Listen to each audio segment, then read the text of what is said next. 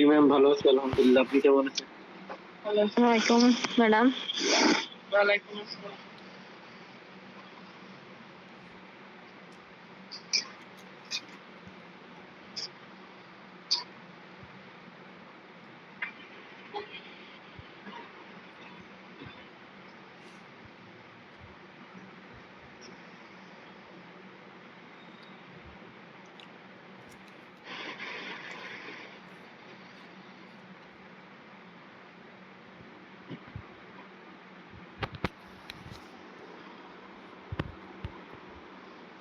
আমার স্ক্রিন দেখা যাচ্ছে?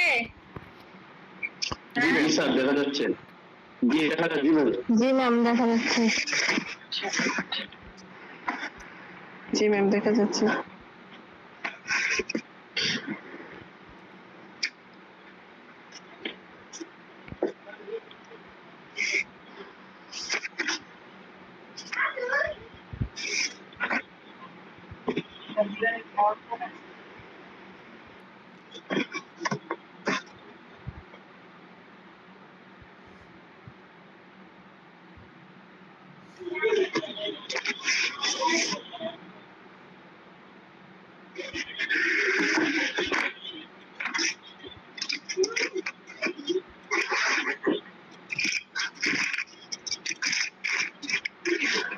আচ্ছা, আইনগত ব্যাখ্যা কি, এটা কি পড়াইছিলাম?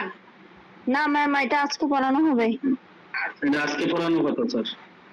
ওকে, তো আজকে আমাদের প্রশ্ন হচ্ছে আইনগত ব্যাখ্যা কি। বিচারকগণ কি আইন তৈরি করেন? বাংলাদেশের একজন বিচারক কতখানি নজির মানতে বাধ্য, এবং যেসব পরিস্থিতিতে নজিরের বাধ্যবাধকতা ক্ষমতা বিনষ্ট হয় সেগুলো বর্ণনা করে। এরপরের প্রশ্ন হচ্ছে নজির জিনিসটা কি। কর্তৃত্বমূলক এবং ঘোষণামূলক পূর্ব নজির বলতে কি বুঝো? পূর্ব নজির থেকে আইন প্রণয়ন কোন কোন কোন দিক দিয়ে সুবিধাজনক? একটা পূর্ব নজির কখন তার কার্যকারিতা হারায়? রেশিও ডিসাইডেন্ট এবং অ্যাবিটার ডিকটা এর মধ্যে পার্থক্যটা কি? আচ্ছা, তাহলে আসেন আমরা ফার্স্ট যে কোশ্চেনটা সেটা দিয়ে স্টার্ট করি। প্রথম আমাদের প্রশ্ন হচ্ছে আইনগত ব্যাখ্যা বা লিগ্যাল ইন্টারপ্রিটেশন মানেটা কি? আচ্ছা, লিগ্যাল ইন্টারপ্রিটেশন বা আইনগত ব্যাখ্যা মানে হচ্ছে আইনের একটা ভাষা, শব্দ, বিধান, যাই বলেন না কেন, ঠিক আছে?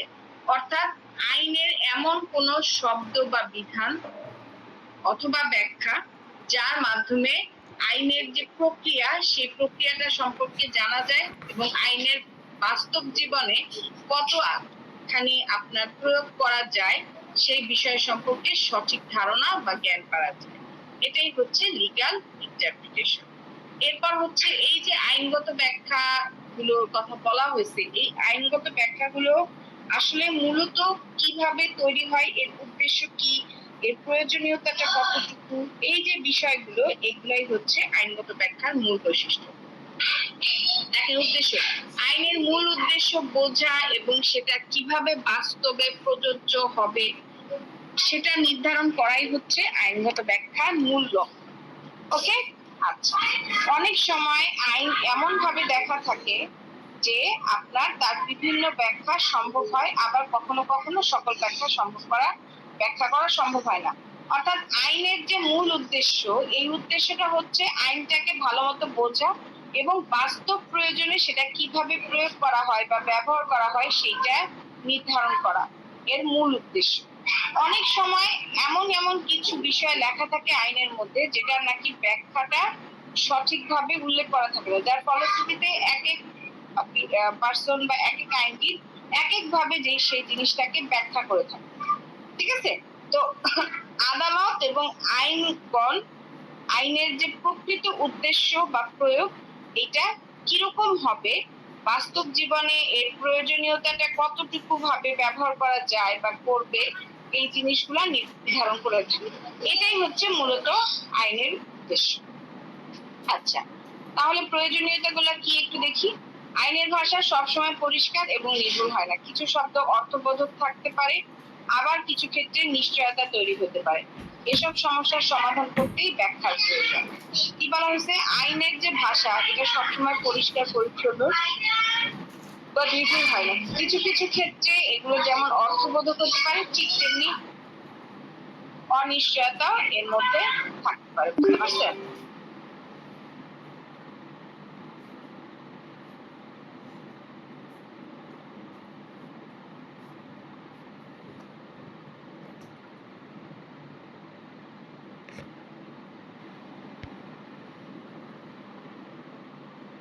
ওয়ালাইকুম সালাম।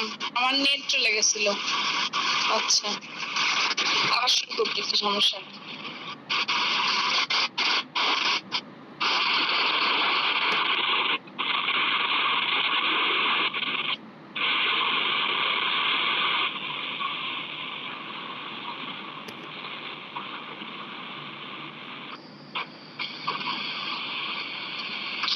আচ্ছা,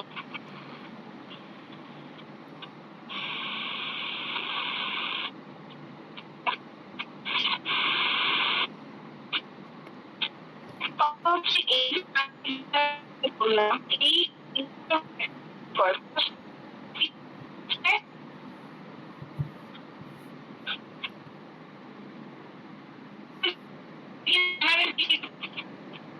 ম্যাডাম ভালো শোনা যাচ্ছে না। স্যার ভালো শোনা যাচ্ছে, কথা শোনা যাচ্ছে না। 3 দেখা যাচ্ছে না ম্যাডাম। তারপরে যে মোবাইলের নেটওয়ার্কেও সমস্যা হয়, এমবি দিয়ে যে কথা ক্লাস নেবো এটাতেও প্রবলেম হয় আর কি। আচ্ছা, যাই হোক, তাহলে এই যে ব্যাখ্যাগুলো, আইনের এই ব্যাখ্যাগুলো মূলত কে করে? ঠিক আছে, আচ্ছা, আইনের এই ব্যাখ্যাগুলো আপনার করে হচ্ছে আদালত, বিশেষ করে উচ্চ আদালত, সুপ্রিম কোর্ট যাকে বলা হয়, বিশেষ করে উচ্চ আদালত এবং আপনার আইনজ্ঞ বা যেটাকে বলা হয় আপনার কি আপনার আইনবিদ যারা, তারা বা কিছু ক্ষেত্রে প্রশাসনিক কর্তৃপক্ষ, ওনারা আপনার এই আইনের ব্যাখ্যাগুলো করে থাকেন। দেখবেন বিশেষ করে আপনার কোন একটা মামলা হবে, সেই মামলার ক্ষেত্রে আপনার আদালত, উচ্চ আদালত কি করে, কোন একটা রায় প্রদান করে। এই যে রায় প্রদান বা ব্যাখ্যাটা করে, এটাই হচ্ছে আপনার আইনের ব্যাখ্যা। এই যে উদাহরণস্বরূপ ধরা যাক, কোন আইনে বলা হয়েছে প্রাপ্তবয়স্ক ব্যক্তি। এখন প্রশ্ন হলো, এই প্রাপ্তবয়স্ক ব্যক্তি বলতে কত বছর বয়স্ক ব্যক্তি বোঝাবে? কোন আইনে প্রাপ্তবয়স্ক হিসেবে 18 বছর বলা হচ্ছে, কোন আইনে 21 বছর বলা হয়েছে। তাহলে এখানে মূলত কত বছর বয়সকে আপনার প্রাপ্তবয়স্ক হিসেবে ধরা হবে? ঠিক আছে, এই যে আপনার কথা যুক্তিতর্কের মাধ্যমে যে ব্যাখ্যা, ঠিক আছে, এবং এই ব্যাখ্যার মাধ্যমে যে সঠিক তথ্যটা বের হয়, সেটাই হচ্ছে আমাদের কি আইনানুগ ব্যাখ্যা। আচ্ছা, এরপর হচ্ছে বিচারকগণ আইন তৈরি করেন কিনা। দেখেন, বিচারকগণ হয় সেই মামলার পরিপ্রেক্ষিতে আপনার বিচারকগণ আইনের করে থাকে। ঠিক আছে, এই হচ্ছে ব্যাপার। বিচারকগণ যারা থাকেন তারা সরাসরি কোনো আইন তৈরি করে না। কোনো আইন প্রণয়নের ক্ষেত্রে, বিশেষ করে কোনো মামলা যখন হবে, ক্রিটিক্যাল কোনো কেস, ক্রিটিক্যাল কোনো সিচুয়েশনের মধ্যে তারা যখন সবাই মিলে কোনো একটা সিদ্ধান্ত গ্রহণ করবে, তখন সেই ক্ষেত্রে একটা নতুন আইনের সৃষ্টি হয়। যেমন ফর এক্সাম্পল 1860 সালে পরকীয়ার শাস্তি ছিল শুধুমাত্র পুরুষদেরকে শাস্তি দেওয়া হবে, মহিলাদেরকে শাস্তি দেওয়া হবে না। তো এখন এই আপনার 2025 সালে এসে বা 2020 এর পর থেকে এখন কি শুধুমাত্র ওই নিয়মটা আছে যে পুরুষদেরকে খালি শাস্তি দেওয়া যাবে, মহিলাদেরকে দেওয়া যাবে না? নিশ্চয়ই নেই। তো এইটা নিয়ে কিন্তু সুপ্রিম কোর্টে আপনার, সুপ্রিম কোর্টে যে হাইকোর্ট, হাইকোর্টের অ্যাপিলেট নিয়ে কিন্তু রিচ করা হয়েছিল। ঠিক আছে, কত সালে, কত মানে 2020 বা 2021-এ, বাট এখন পর্যন্ত কিন্তু ওই রায়ের জাজ আপনার আসে না। তো ওই মামলার যে রায়টা, সেইটার রায়টা এখনো সঠিকভাবে আসে না। আমি তো আসছি, ঠিক আছে, সঠিকভাবে এখন পর্যন্ত আসে নাই। তো এই যে আপনার ধীরে ধীরে মানে সময়ের পরিপ্রেক্ষিতে, আপনার অবস্থার পরিপ্রেক্ষিতে যেই আইনগুলো আপনার তৈরি করা হয়, ঠিক আছে, এটাই হচ্ছে আইন ব্যাখ্যা। তো বিচারকগণ সরাসরি কিন্তু আইন তৈরি করে না। পরিপ্রেক্ষিতে অর্থাৎ অবস্থার পরিপ্রেক্ষিতে তারা আইনের নতুন নতুন ব্যাখ্যা দিয়ে থাকে। এইটাই হচ্ছে মূলত আইনের ব্যাখ্যা, যেটাকে আমরা বলি যে আদালত আইন তৈরি করে। আসলে আদালত আইন তৈরি করে না বা বিচারকগণ আইন তৈরি করে না। অবস্থার পরিপ্রেক্ষিতে হয়তোবা কোনো একটা সিদ্ধান্ত নিতে হয় বর্তমান পরিপ্রেক্ষিতে, সেইটাই পরবর্তীতে অফিসিয়াল গ্যাজেটের মাধ্যমে আইন হিসেবে তৈরি হয়। যেমন এই যে 2025 সালে এসে আমাদের অনেকগুলো আইনকে নতুন করে সংশোধন করা হয়েছে, ঠিক আছে। এখন এই আইনগুলো কেন সংশোধন করা হয়েছে? যেমন প্রত্যেকটা আইনে একটা কমন জিনিস নিয়ে আসা হয়েছে যে এখন থেকে ডিজিটালি সবকিছু করা যাবে। কিরকম? ডিজিটালি সমন দেওয়া যাবে, হ্যাঁ, আর তারপরে হচ্ছে আপনার ডিজিটালি আপনার হুলিয়া জারি করা হবে, যে জিনিসগুলো আগে ছিল না। এই যে বিষয়গুলো, এটা কেন আনছে এখন? কারণ এগুলো হচ্ছে বর্তমান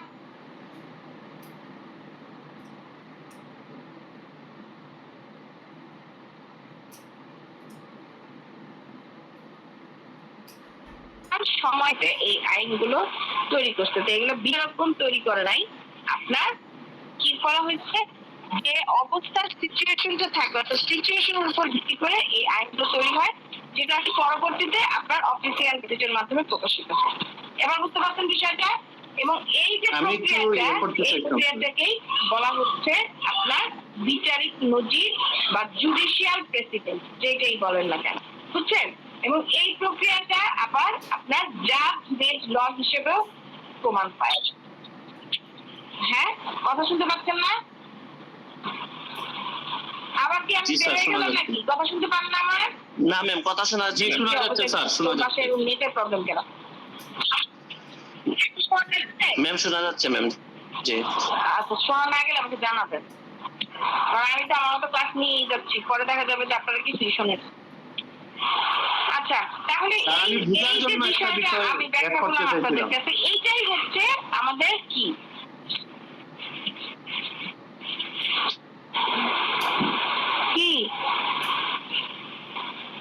কি শেয়ার করতে চাইছিলেন? আমি শেয়ার করতে চাইছিলাম স্যার, আপনি যে ক্লাসের শেষে তারপরে কি বলবো, আমার এমনি নেটওয়ার্কের সমস্যা, মাঝখানে হুট করে একটা করে কথা বলে তারপর স্টপ। কি এগুলা?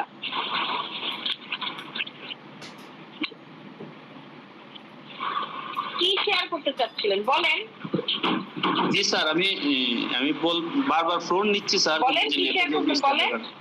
আমি শেয়ার করতে চাইছিলাম স্যার, আপনি যে ব্যাখ্যাটা দিচ্ছেন ওইটার সাথে কি ওইটা যায় কিনা, যে অনেক মামলায় দেখা গেছে বিচারক একটা অবজারভেশন দেয়। কি শেয়ার করতে চাচ্ছে স্যার? আপনি বুঝি আমাকে শুনতে পাচ্ছেন না স্যার?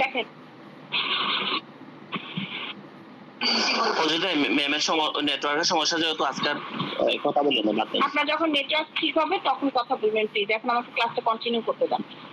তাহলে এই প্রক্রিয়াকে জাজমেন্ট ল,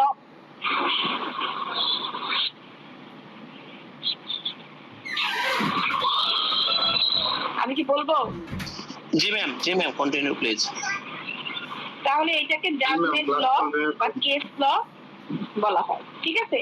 তাহলে কি বললাম, এই যে প্রক্রিয়াটা, অর্থাৎ বিচারকগণ সরাসরি আইন তৈরি করেন, এই যে প্রক্রিয়াটা যেখানে বিচারকগণ সরাসরি কোনো আইন তৈরি করেন না, হ্যাঁ, বিচারকগণ কি করে? বিচারিক নজির বিশ্লেষণ করে, নজির বিশ্লেষণ করার মাধ্যমে তারা কোনো একটা সিদ্ধান্ত দিয়ে থাকে, যাতে ভবিষ্যৎ মামলায় এই ধরনের কোনো রেফারেন্স বা নিদর্শন হিসেবে ব্যবহার করার মাধ্যমে রায় দেওয়া যায়।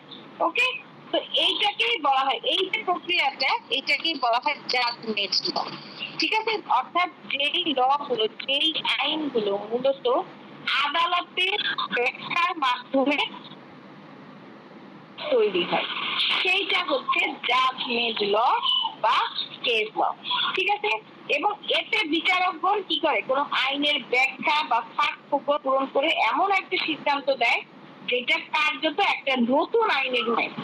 ওকে, যেমন আগের যে আইনগুলো, সেই আইন এবং বর্তমান সিচুয়েশনের সাথে কোনটা খাটে, কোন রায়টা খাটে, সেইটা ভিত্তি করে এমন একটা কার্যত রায় প্রকাশ করা হয় যেটা পরবর্তীতে আইন হিসেবে তৈরি হয়।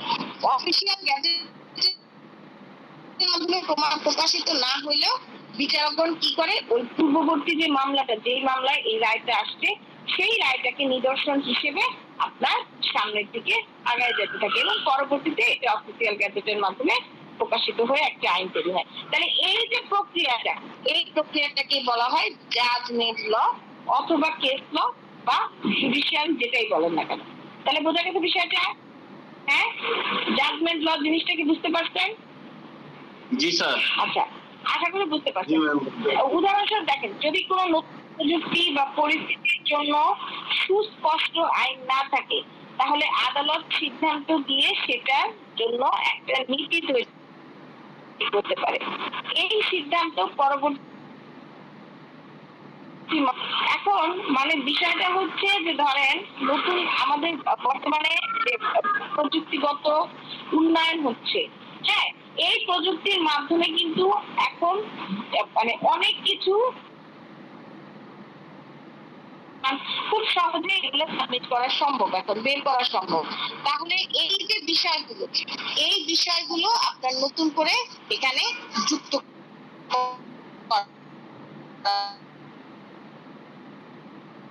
অথবা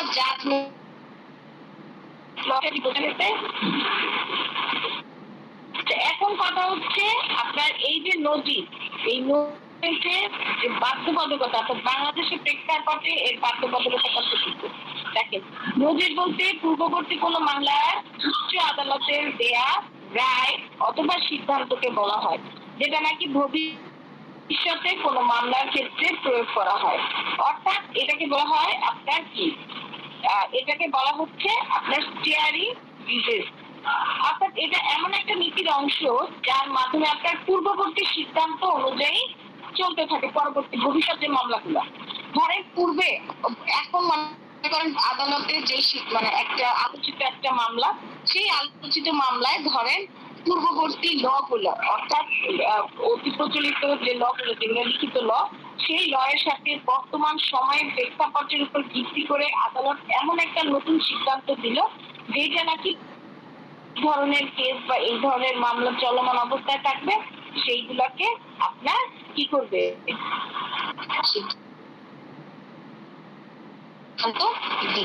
বুঝছেন? এইটাই হচ্ছে বিচারিক নজির। বোঝা গেছে বিষয়টা? অর্থাৎ পূর্ববর্তী যে সিদ্ধান্ত, সেই সিদ্ধান্ত অনুযায়ী ভবিষ্যৎ যে মামলাগুলো সেগুলো চলমান অবস্থায় থাকবে, এটাই হচ্ছে।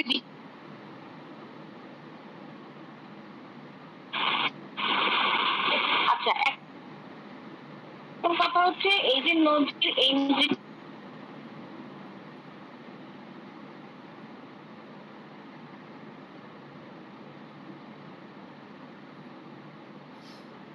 মূলক নজির অনেকগুলো দেখা যাবে।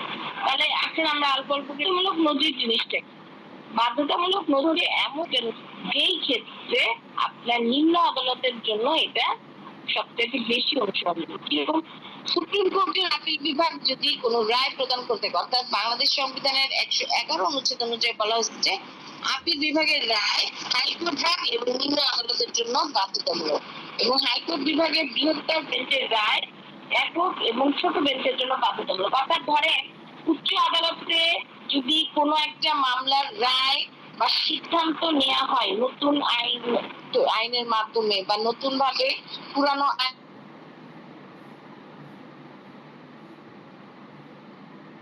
বর্তমান সময়ের প্রেক্ষাপট নিয়ে যদি কোনো একটা নতুন সিদ্ধান্ত নেওয়া, তাহলে সেই সিদ্ধান্তবর্তী আদালত, অর্থাৎ আপনার আপিল বিভাগের যে আদালত আছে, অর্থাৎ সুপ্রিম কোর্টের যে আপিল বিভাগ, তার নজিরটা আপনার কে ফলো করবে? High court division. হাইকোর্টের নজির কে ফলো করবে? নিম্ন আদালত গুলা, যেমন দায়ের আদালত, তারপরে হচ্ছে আপনার কি বলে এটাকে, বাকি যে আদালত গুলো আছে আমাদের, যেমন ম্যাজিস্ট্রেট আদালত, যুগ্ম দায়রা আদালত, ওনারাও এই জিনিসগুলা আপনার কি করবে? অনুসরণ করবে। তার মানে আমরা একটা জিনিস খুব স্পষ্ট ভাবে বুঝতে পারতেছি যে এই যে বিচারিক নজির, এটা হচ্ছে আপনার অনুসরণীয়, এবং অনুসরণীয় বলতে সুপ্রিম কোর্ট সাধারণত, অর্থাৎ উচ্চ আদালত এটাকে কি করে থাকে? ব্যাখ্যা করে থাকে। হ্যাঁ, সুপ্রিম কোর্ট যদি কোনো একটা রায় দিয়ে থাকে, তাহলে সেই ক্ষেত্রে তার যে নিম্নবর্তী আদালতগুলো, সেই আদালতগুলো এগুলো অনুসরণ করবে, এবং এটা আপনার বাধ্যতামূলক, মানতে হবে আর কি এটা। এটা এমন না যে উচ্চ আদালত মানছে জন্য যে আমাকেও মানতে হবে এমন কোনো কথা, বিষয়টা তা না। আপনাকে মানতে হবে, তা না হলে আপনি যদি না মানেন তাহলে সেই ক্ষেত্রে সমাজে একটা অরাজকতার সৃষ্টি হবে। কিরকম?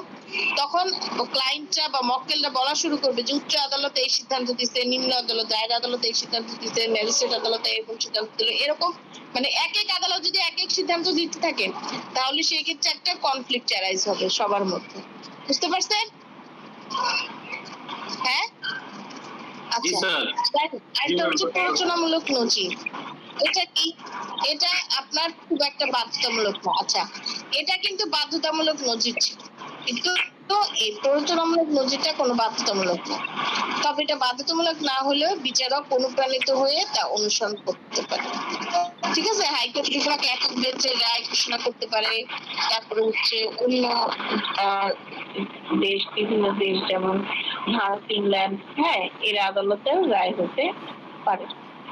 আচ্ছা, এখন কথা হচ্ছে নজির মানতে আপনার কতটুকু বাধ্য হওয়া উচিত বা বাধ্য না হওয়ার পরিস্থিতিটার কারণটা কি।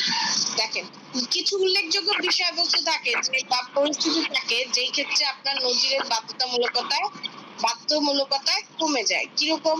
দেখেন, মামলা প্রকৃতি এবং তথ্য বিভিন্ন হওয়ার মাধ্যমে যদি পূর্ববর্তী নজির নির্দিষ্ট কিছু বাস্তব ঘটনার ভিত্তিতে গৃহীত হয় এবং বর্তমান মামলার তথ্যগত ভিত্তি ভিন্ন হয়, তবে বিচারক সেই নজির না মেনেও রায় দিতে পারেন। একেই বলা হয় আপনার ডিসজাস্টিং কেস। কিরকম? ধরেন উচ্চ আদালত একটা নজির মানে বিচারিক নজির তৈরি করলো এবং সেটার উপর ভিত্তি করে সে একটা রায় দিচ্ছে। এখন রায় দিচ্ছে, যদিও আমরা একটু আগে বললাম যে এই নজিরগুলো মেনে চলা আদালতের জন্য বাধ্যতামূলক, কিন্তু তারপরও এমনও তো কিছু গ্রাউন্ড হতে পারে বা কিছু সিচুয়েশন হতে পারে যেই ক্ষেত্রে নিম্ন আদালতের পক্ষে সেটা মানা সম্ভব হচ্ছে না, তাই না?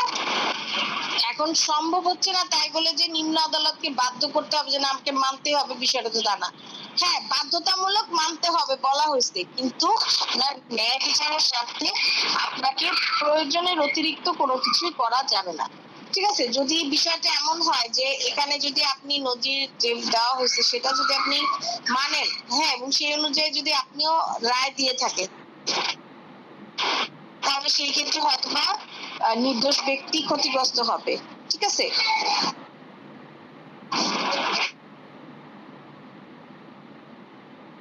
বলেন যে কোন কোন পরিস্থিতি মানতে পারবে না, তাহলে এই যে বিষয়টা বললাম, একটা ঘটনা বললাম, এই পরিস্থিতিতে নিম্ন আদালত বিচারিক নজির মানতে বাধ্য না।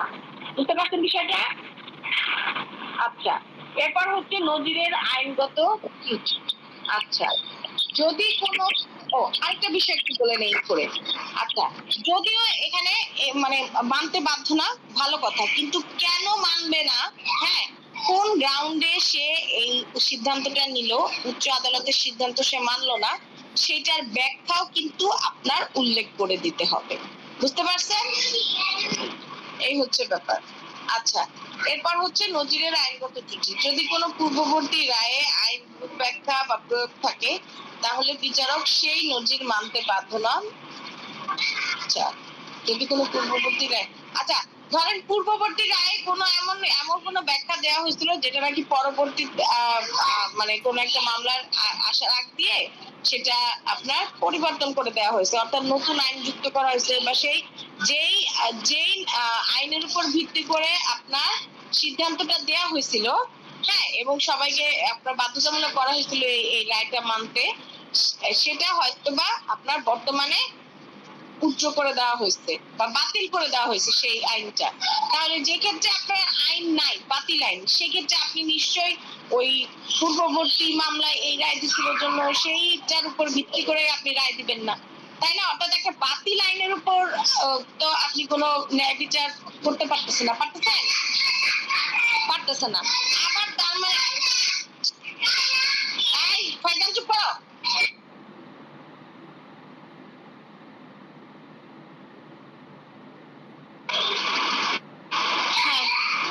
আচ্ছা, তাহলে সেই আইনটাও আপনি কি করতে পারতেছেন না, বন্ধ করতে পারতেছেন না, আবার বর্তমান যে আইন সেই আইনটাকেও আপনি অস্বীকার করতে পারতেছেন না। তাহলে এই পরিস্থিতিতেও একজন কি বিচারক পূর্ববর্তী নজির মানতে বাধ্য না। তার মানে আমরা এখান থেকে একটা জিনিস স্পষ্ট বুঝতে পারতেছি যে এইখানে আপনার সরাসরি কেউ ইচ্ছাকৃতভাবে আইনের নজির মানতে বাধ্য না, বিষয়টা তা না। ঠিক আছে, এই জায়গায় হচ্ছে আপনার পরিস্থিতির শিকার হয়ে সে উপরোক্ত বা পূর্ববর্তী যে আদেশ বা নজির বিশ্লেষণ যেটা করে গেছে বিচারকরা সেটা মানতে বাধ্য না। That's it. ক্লিয়ার? হ্যাঁ, আচ্ছা আজকে জি, স্যার। এতটুকু আমার প্রবলেম হচ্ছে, আবার আমার বাসায় খুব ক্রাউডেড হচ্ছে। ঠিক আছে, বাচ্চারা আছে তো অনেক ক্রাউডেড হচ্ছে। তো আজকে এতটুকু থাক, ঠিক আছে? আগামী জি, ম্যাম। কালকে আমরা এই যে নজিরের তাৎপর্য কি সেই জিনিসটা ক্লিয়ার করবো। আচ্ছা, এগুলো তো পড়াইলে কতটুকু? আচ্ছা, নজিরের তাৎপর্য এই জায়গা থেকে পড়ানো হচ্ছে নাকি আইনগত পড়াইছি? ও আচ্ছা, এইখান থেকে পড়ানোর কথা যে আমির হোসেন চৌধুরীর যে এই জায়গা থেকে। ঠিক আছে, আর এরপর আগামী ইসে আমি এই জিনিসটা আপনাদের শেয়ার করে দেবো। ওকে? জি ম্যাম, ধন্যবাদ ম্যাম। আচ্ছা, আপনারা সবাই